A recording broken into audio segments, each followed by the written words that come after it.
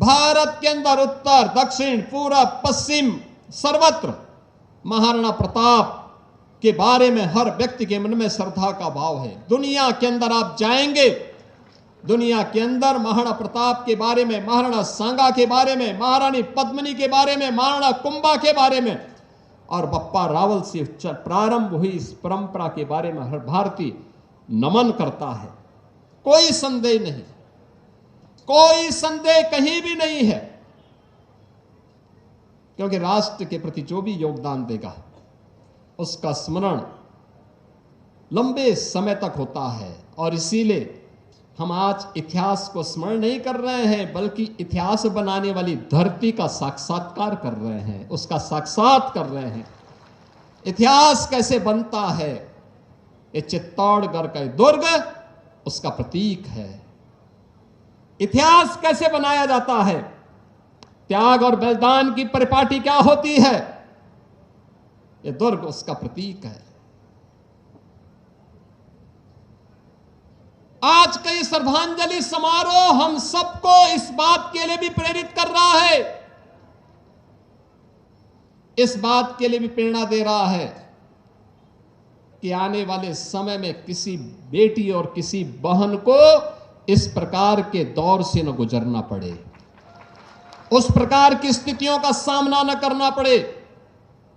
और मैं सचमुच जब जौहर की गाथा के बारे में, जिसके बारे में हमारे केंद्रीय मंत्री श्री शेखावत जी यहां पे कह रहे थे 1303, 1535 और 1568 में जो तीन बड़े जौहर यहां पर देखने को मिले हैं, भारत का इतिहास जिन वीरांगनाओं के इस जौहर से भरा पड़ा है। ऐसा नहीं कि यहां का वीर न लड़ रहा हो, वह लड़ रहा था, लेकिन जब महाराणा रत्न सिंह को धोखे के साथ वे वीर गति को प्राप्त हुए अलाउद्दीन खिलजी के धोखे से, क्योंकि शत्रु हमेशा धोखे से ही हमारे वीरों का मुकाबला कर पाया था। आमने सामने की लड़ाई में वे कहीं नहीं टिकते थे, कहीं नहीं टिकते थे। लेकिन धोखे से जब वह महाराणा रत्न सिंह वीर गति को प्राप्त हुए, गोरा और बादल जैसे वीर सेनापति लड़ते हुए वीर गति को प्राप्त हुए,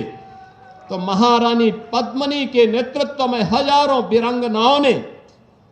नारी अस्मिता की रक्षा करने के लिए उस समय जो जौहर व्रत लिया था, वह जौहर उस समय की परिस्थिति थी,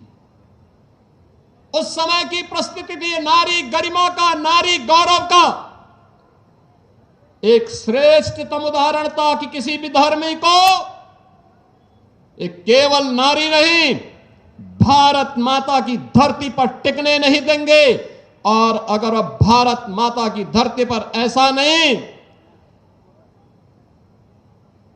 याद करिए, ये धरती माता जिसके बारे में कहते हैं जब सीता माता को अंतिम समय में प्रभु श्री राम से मिलन की बात सामने आई,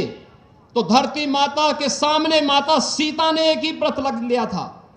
उन्होंने कहा कि अगर मेरा सतीत्व अखंड है तो धरती माता मुझे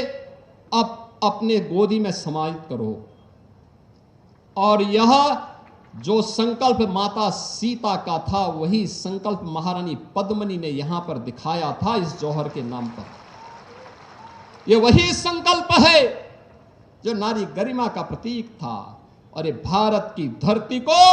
विधर्मियों से मुक्त करने का संकल्प था कि किसी विधर्मी को भारत माता केवल नारी के आन बान और शान पर हाथ उठाने की इजाजत तो देने की बात दूर,